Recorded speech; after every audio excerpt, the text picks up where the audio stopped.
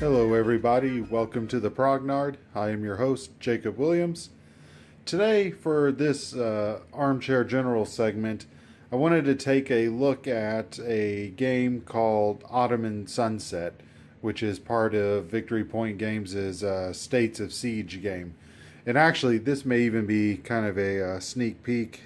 Well, maybe not sneak peek, but actually what I did was I just took out Habsburg Eclipse and Ottoman Sunset, and there's a rules variant where you can combine both games and make a two-player co-op game, or maybe just some sort of challenging single-player game.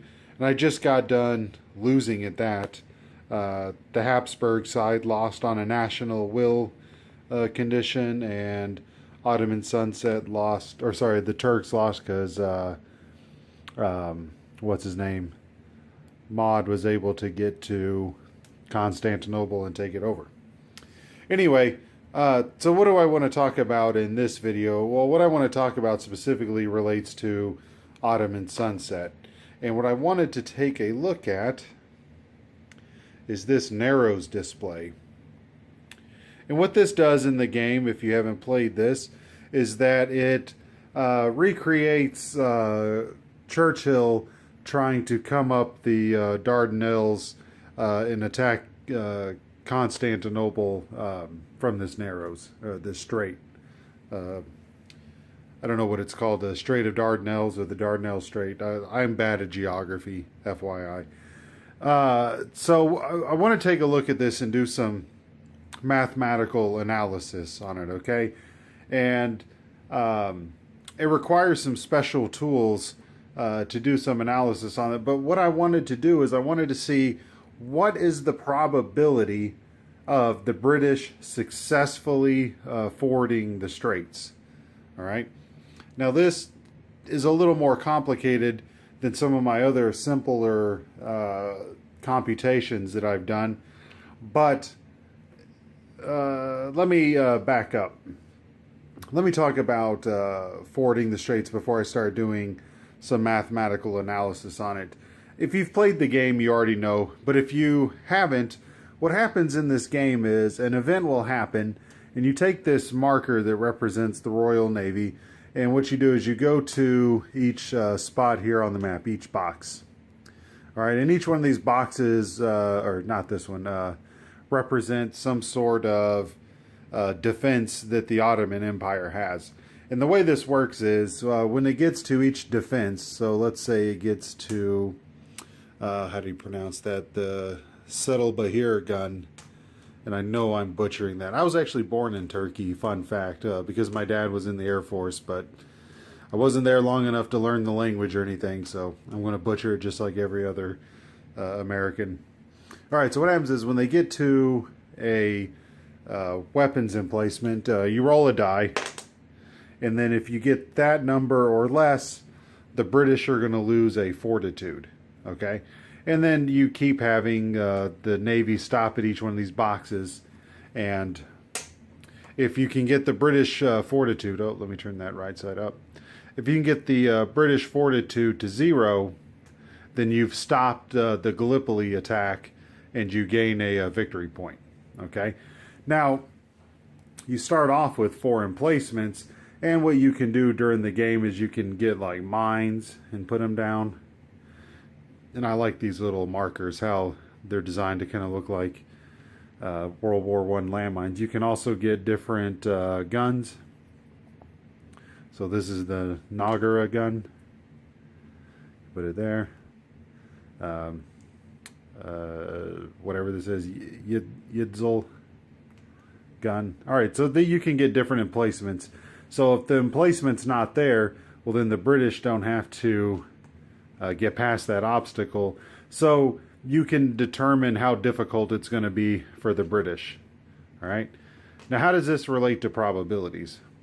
Well, I wanted to calculate what different combinations of fortifications you can have and how that affects the probability of the British forcing the straits. Obviously, if the U-boats event come up, which is something that can happen, The Germans can close the straits, in which case the probability is 0 because they can't even do the offensive. But let's start. This is actually a difficult probability problem to discuss, which I said a few minutes ago. But if you have no fortifications, it's actually quite easy to calculate the British chances of success. Okay, I'm going to use my front of the envelope calculator here. You have 2 fortifications at a 4 or less. All right, and so you would have to say the British have to get past this and get past that. And they have to get past this and they have to get past that. So this calculation is actually quite simple, okay? Because we have a gun that has a 4/6 probability of decreasing British fortitude. You got another gun that does that. Then you have a 2/6 and a 2/6. Okay, and all of these have to happen because that's the only way you're going to go from 4 to 0. Okay, and I can multiply these straight across. That's going to give me 64 over 6 to the 4th power, and I did this ahead of time, so this comes out to be about 5%. I think it was actually 5% exactly, but whatever. 5% is the classic probability that you can get on this. All right, but now how does this start changing when we put down a minefield or put down a couple of guns? Well, this is going to change, right? Because they don't have to hit all 6 of these to lose the campaign. They just have to any 4 of these, and then the probabilities changed, and this is really a pain in the butt. So what we need to do is we need to have some special tools to handle this, okay? So what I'm going to do now is I'm going to cut the video here, and I'm going to go to my computer, and we can look at this problem a little bit further. Be right back.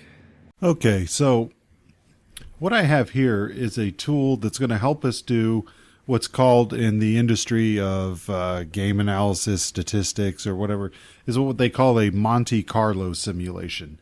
So some games or probability situations are almost impossible to solve with classical means.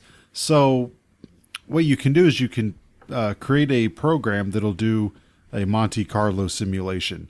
And what this program is going to do is that it's going to allow us to simulate the British forcing the straits pretty much as many times as we want or think is reasonable in order to figure out the different probabilities of success. Okay, and this program is pretty easy to work. I wrote this in VBA for Excel. So for instance, I can do 100 instances of forcing the narrows, and I click this button, and the program runs, and what it does is it keeps track. Depending on which fortification options I choose, the computer will run that that part of the game, and it'll keep track of the British fortitude. And if at the end of each of the fortifications, it'll record what the British fortitude is. And then if it's greater than 0, it'll record a 0 here for a loss. And in these instances where British fortitude is 0, it'll record a 1. And then what I do here is that over in this column is this field adds up the number of successes in this column, and then it's going to divide it by the total number of experiments we have, and then it'll give the probability of success. So what I showed in my classical probability calculation is that if we only have the standard 4 emplacements, we should have a 5% probability. This was only out of 100 experiments, so I would say 7% is not too far off. It's definitely within one standard deviation of what we'd expect. And then I could just run it again, and I got 6% this time, 3%, 4%. And you can see we're hovering pretty well into that 5% probability of success. Okay. And then what I could do is you would expect the more trials you have, the closer to the expected value you would get, right? So we're trying to get a 5% probability. So if I do this out of 1,000, I would expect for this to be a lot closer. And we ended up with 5.9% when we did 1,000. So this is a lot more reasonable. 5.9% again. There we go. Hit the dead even 5%. All right. So now we can play around with this, right? Now keep in mind there's an event that will disable that gun. And then let's say we were able to get 2 minefields down. And we do 1,000 experiments. And you can see our probability of success went up fairly substantially. I would have expected it to be a little bit higher than 21% with 2 minefields because they hit on a 4 or less. But that seems to be about where we come up at. All right. Let's say we have 2 minefields, but the British weren't able to take out the Settle-Bahir gun. Then our probability is going up quite a bit, almost to 50-50, all right? And then we can analyze, well, what if we're able to get all of our fortifications out? Well, we can do that too. This is exciting. We get to about an 80% chance of the British unable to go through the Dardanelles. And so, and then just to make sure we're not totally insane, if we take away all of these fortifications, we should expect, all 4s for British fortitude, and then all 0s over here. So we get 0 successes for 0% probability. And, you could play with this, and I will try to get this posted to Board Game Geek, but this is how we would solve a probability problem that's really complex, like in Ottoman Sunset. I think the Monte Carlo probabilities are a lot of fun to program. They're a lot of fun to analyze. And I can entertain myself for 10, 15 minutes just running different scenarios like this. So I will load this up to Board Game Geek, and you can take a look at it, play around with it for yourself. But this is how we would solve some sort of game problem like this, where the classical probability would be very difficult to calculate, if not even impossible. All right, so let me go back to the actual board game, and we'll wrap up and get my final thoughts on this. Okay, well, I hope you enjoyed this analysis on Ottoman Sunset's forcing the narrows mechanism, I guess is what I'm going to call that. I hope you found this in video informative. I hope that you learned that there's a lot of different ways to approach probability problems, and the Monte Carlo is one of those tools that you can use. I'm not sure what else there is to say about this. Ottoman Sunset's a great game. Habsburg Eclipse is a great game. Great game for those times that you don't have anyone to play with on a boring weekend like I've had this weekend. So thanks a lot. Thanks for watching, and we'll see you next time.